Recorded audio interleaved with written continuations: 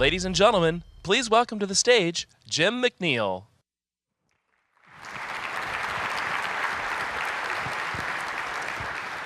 Welcome, everybody. Welcome, ladies and gentlemen. Welcome to Orlando. Welcome to Engage 17. And welcome to Operation Illumination. This is your show. You are the select. You are the elite. You are the people who train to build, to protect, and to propel our connected world. And it's a very, very exciting time we live in. When everything is changing, we have to be prepared to change with it. But where did it all start? Where have we come from? We've got a lot on our mind. We've got a lot to deal with. But think about back maybe 30, 40, maybe 50 years old, depending on how old you are, where it all started. What were you thinking about when you're in your footy pajamas lying on the bed, reading Marvel Comics, DC Comics, Batman and Superman, flying cars, risk communicators, jetpacks?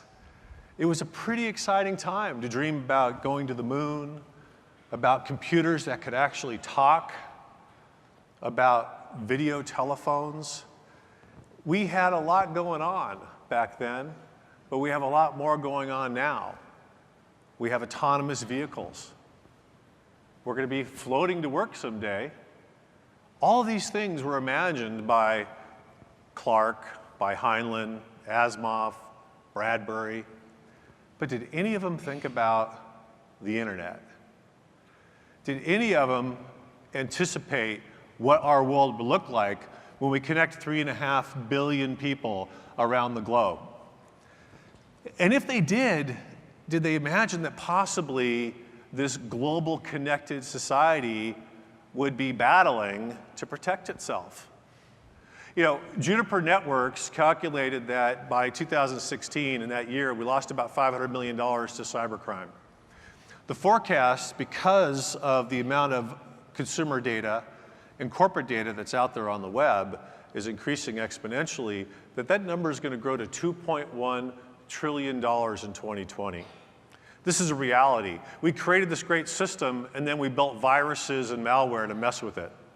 You know, another thing that we probably didn't think about back then when we were in our footy pajamas is what would happen if we unlocked the DNA, molecule.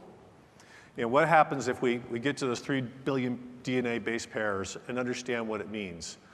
In 1990, the Human Genome Project began. They thought it would take 15 years.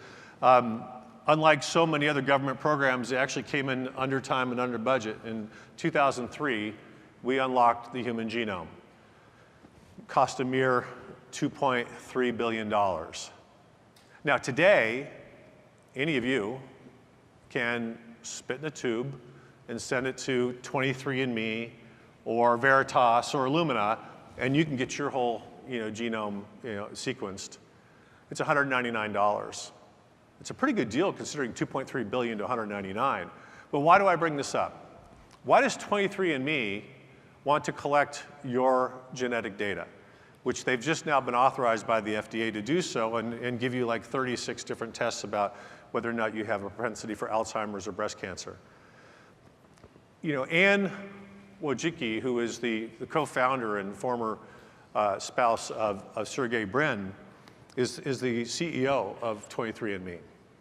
And so many of us understand that Google's business is not the search business. Google's business is a data business.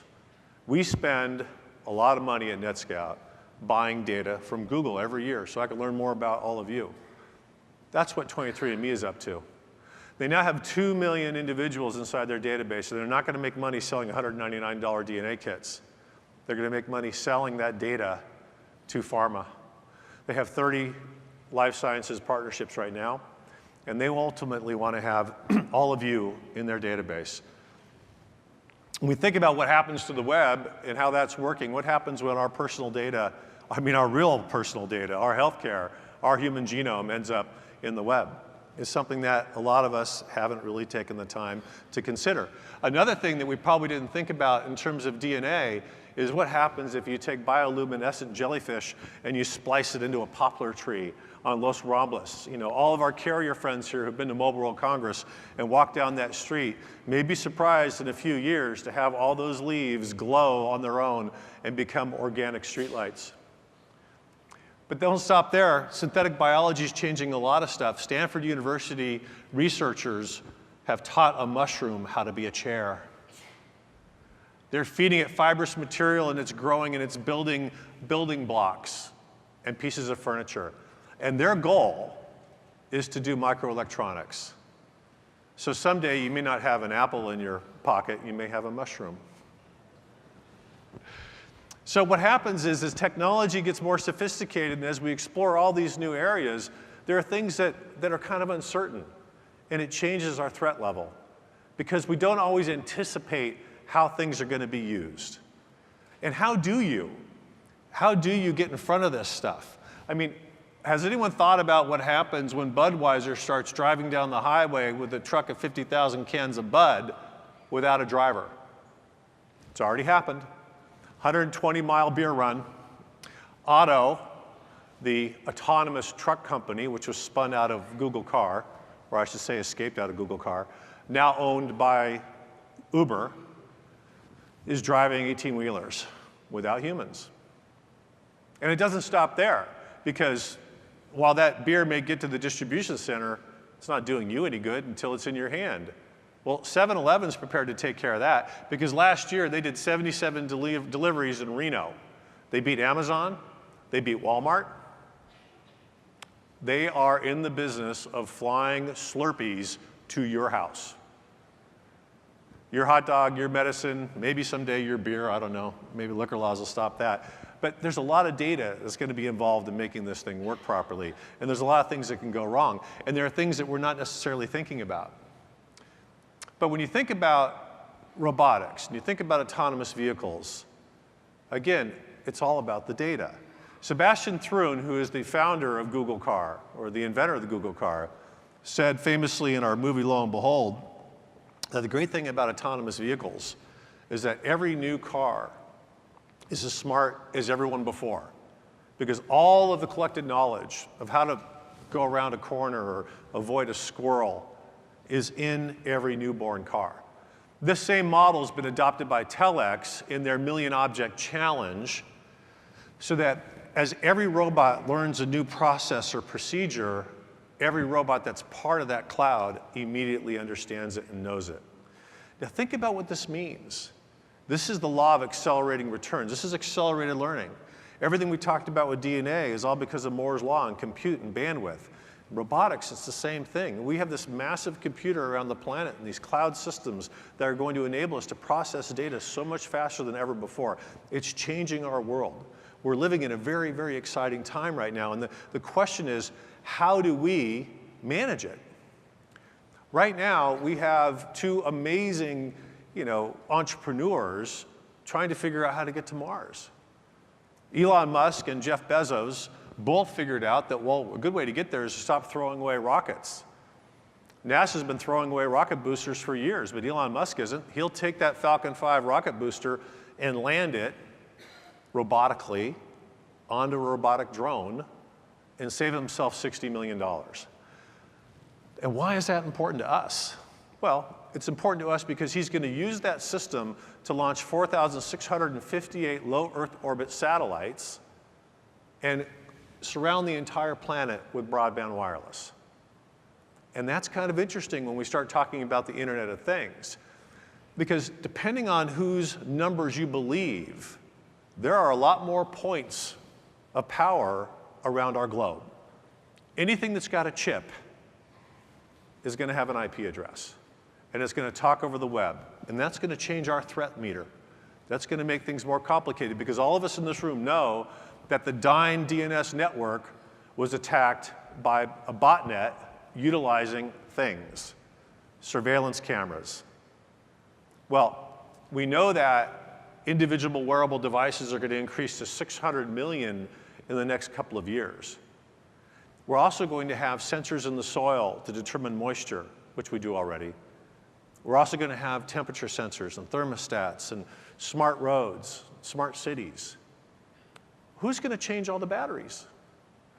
If Jiva Wireless has their way, you're never going to have to, because the power that comes through radio frequency, which will be collected by these chips, will be repurposed to power your pacemaker, your watch, your surveillance camera. What's that going to do?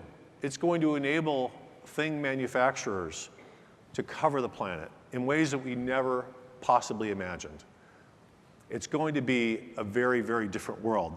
And it's going to make life really interesting for all of you.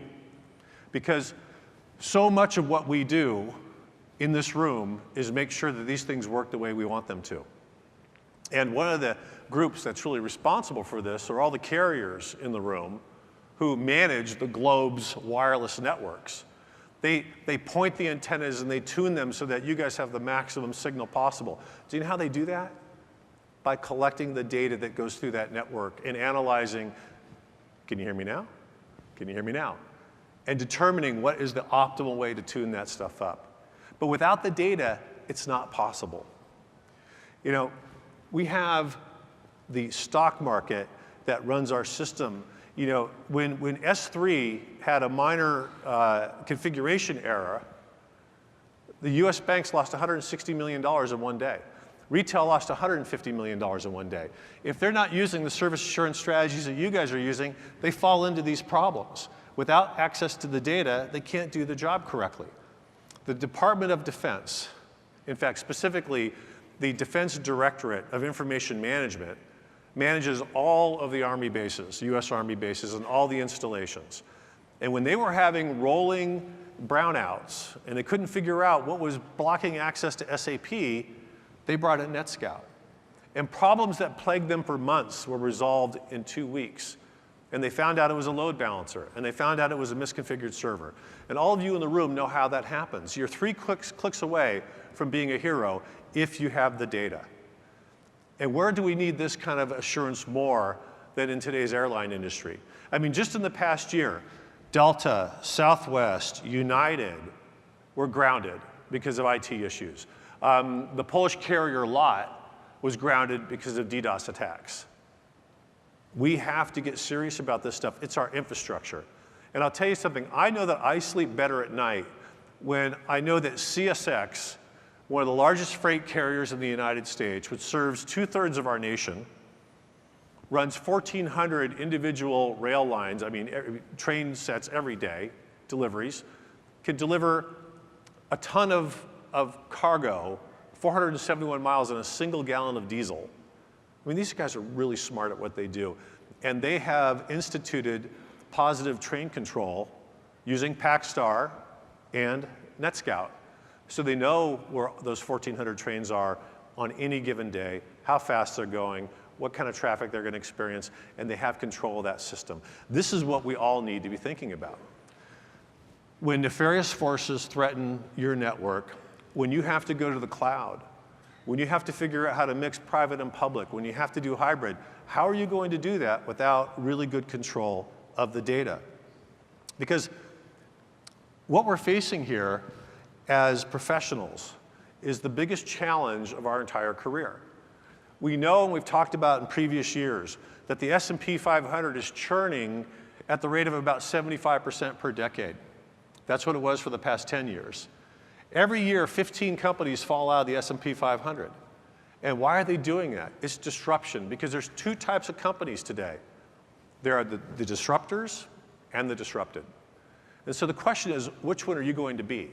And how can you manage all of this rapid, radical change in your environment without having an understanding of what it looks like today and what it's going to look like when you change it and move it into the cloud? So in that case, I think that what we're at is we're kind of moving to code red. That we need to really take a hard look at what we're responsible for. And as guardians, it's our job to advise our companies, to advise our peers that getting control of the data, the smart data that NETSCOUT can provide, is going to give you a leg up on the competition and enable you to be the disruptor. So I'd like to invite up to stage the man who had the vision to focus and double down on smart data and wired data. Ladies and gentlemen, our co-founder and CEO, Anil Singhal. Thank you.